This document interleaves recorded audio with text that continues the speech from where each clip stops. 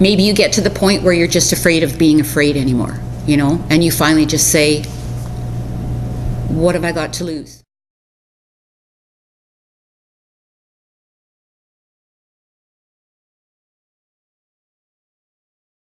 My name is Debbie Teves, and my current position is RA1, rec attendant. During the winter, I work in the arena. I do janitorial, I do ice work, take care of users, keep an eye on the building. In the summer, I crew lead for the gardening department, which means I'm ordering plants, bulbs, supervising workers, putting everything into the ground, grass maintenance, all that kind of stuff. I've worked since 1989. I worked casual at the time when I was first employed at River Lodge is where I started. I would work 8 or 12 hours a week. How many years did that go on for? Almost 3, and then for years it was probably in the 20s that I worked. So right now, current status is full-time? It's regular part-time. Regular part-time, okay. Well, I worked the first 13 years just as part-time, which meant no benefits, no paid vacation, nothing. Wow.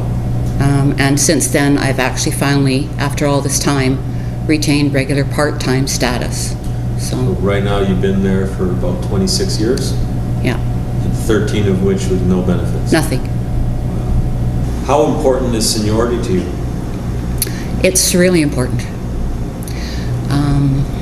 Not having any, always realizing that, you know, in the pecking order of things, that you were the very last on the totem pole. It's not like I was there for 6 months. I was there for a long, long time. I had to be patient. I had kids to finish raising, so when I got it, I'm going to make sure that, and the people that I work with are all good people, and I want them to work, but I should have the opportunity first, just because of my longevity.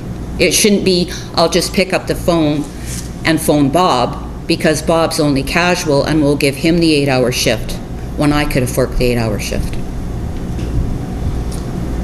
So, I guess what kind of examples can you give where the district respected your seniority? Unfortunately, right now I'm in the position where I'm all they have for a crew leader with the amount of experience, so I mean, you can put the person you just hired a couple of days ago out in charge of the crew, but you're not going to get a lot accomplished. So, I mean, I don't have that I could say somebody supersedes me. So. But it took 13 years for them to recognize your seniority. Yeah. And when I finally was made, because of the way there was some magic mathematical formula, instead of my seniority being 1989, I think what eventually went on the sheet was either 93 or 94, so I lost all those years. You lost 5 or 6 years. Yeah. So, with the current low amount of full-time positions at the district, do you think that the level of service for the public is eroding?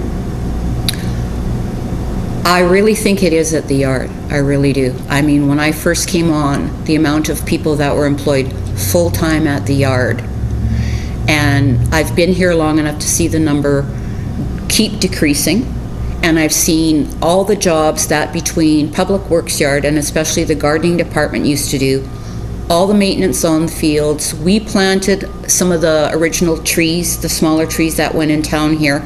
All of that was gone for those guys. I mean, sometimes on a Friday they'll have 12 people down at the yard. 12 people. That's crazy. And I mean, for the gardening department, they keep expanding, they keep putting more development in, they keep putting more beds in. But there are times where I'm working with less people on my crew now than when Dorothy was in charge. Why do you think it is important to have a guaranteed minimum number of full-time employees in your collective agreement?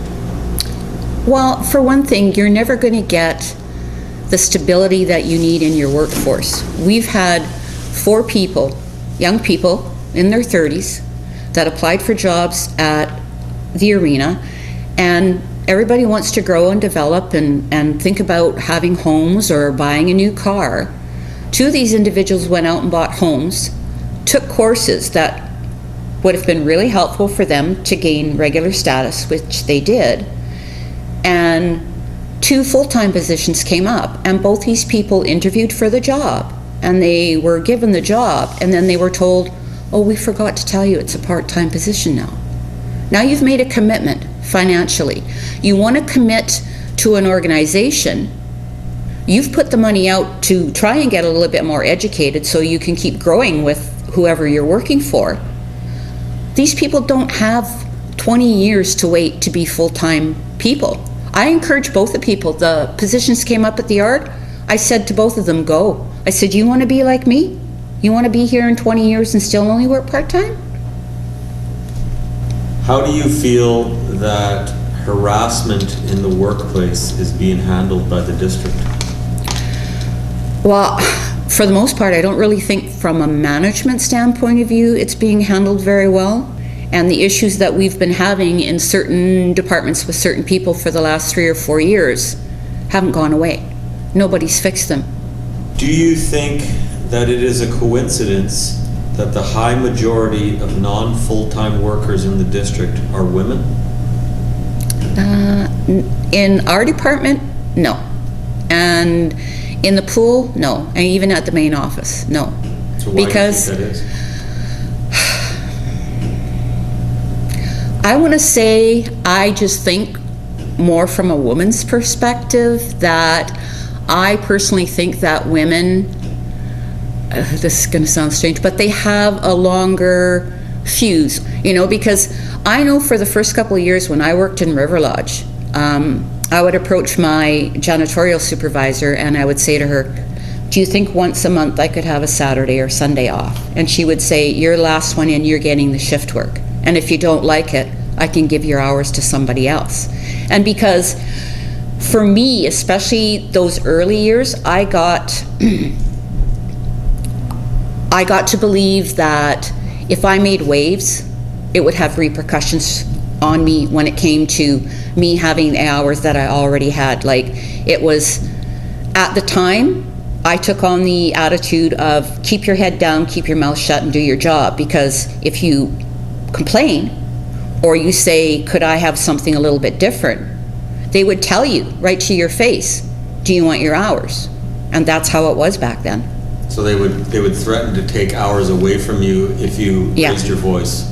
Or you made a big complaint, because I had gone to my janitorial supervisor one time with this issue about having a weekend, and she had told me what her answer was. Mm-hmm. And I made the mistake, and I went over her head. I got a letter in my file for that. The director of recreation came down at the time and said that I hadn't followed protocol. I had gone over my supervisor's head, and basically, who did I think I was? So, I mean, when you're kind of intimidated and you're slapped down like that, like, it's taken me a long time to be as vocal as I am, because maybe you get to the point where you're just afraid of being afraid anymore, you know, and you finally just say, what have I got to lose? You know, and once my kids were gone, I didn't have that financial burden anymore, so that made me a little bit braver. And then getting my regular part-time status, that in turn made me speak up a little bit more. And knowing now that I'm as close as I am to my retirement, I'm speaking up for the people that are younger than me. So they don't have to go through it? Yeah. That's a good point. So when it comes to non-full-time employees, do you think that the district should utilize them more efficiently by giving them training opportunities in other departments so that they can maximize their hours, and in turn, the district will have a stable, flexible workforce? You betcha.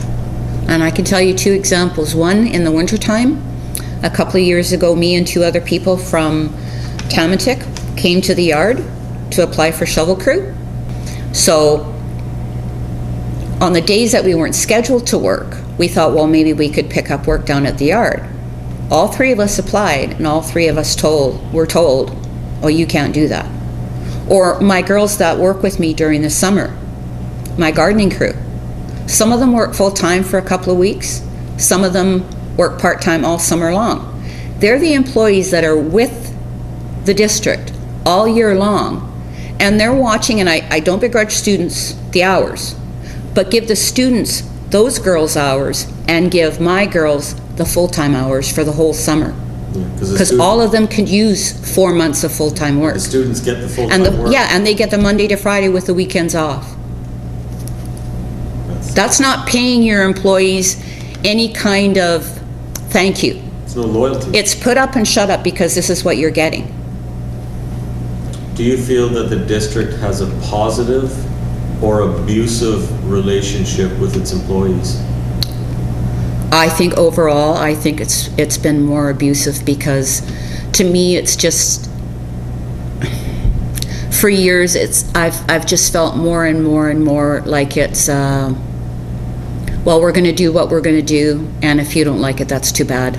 Because if we want to contract something out, we're going to contract something out. If people aren't working, doing the jobs that we want to contract out, that's too bad. And for me, because a lot of stuff that happens within the gardening department itself is contracted out, and I can't tell you, in the last 7 or 8 years, we'll have to go in and we'll have to basically clean and repair and fix up what a contractor's now just got good money to do and walked away without completing the job. Wow. Do you feel that you are valued and that your commitment and loyalty is appreciated by the district?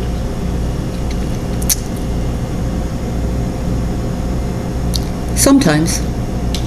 For the most part, not so much in the winter. I think in the summertime, but that comes more from the public than it does from anybody else.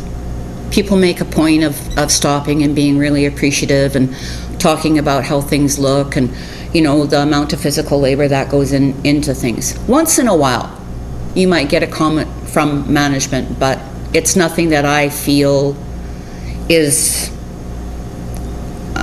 like a regular thing. You know what I mean?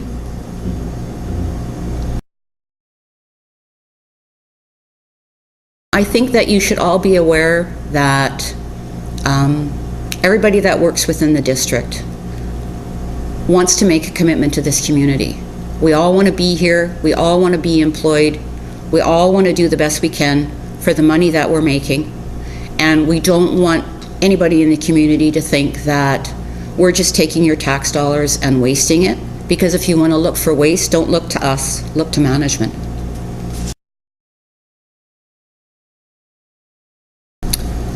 I think if they really and truly want to make things better between the union and themselves, I think that they're going to have to start being a little bit more accountable for some of the decisions that they're making.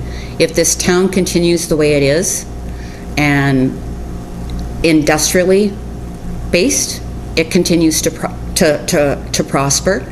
I mean, over the years, I've experienced people from all over the world that have come to this community and talked about our services and the cleanliness of the town. And if they don't decide to make a commitment to the people that are out there doing that daily work, or maybe they just don't care. I'm thinking it's more that they just don't care anymore.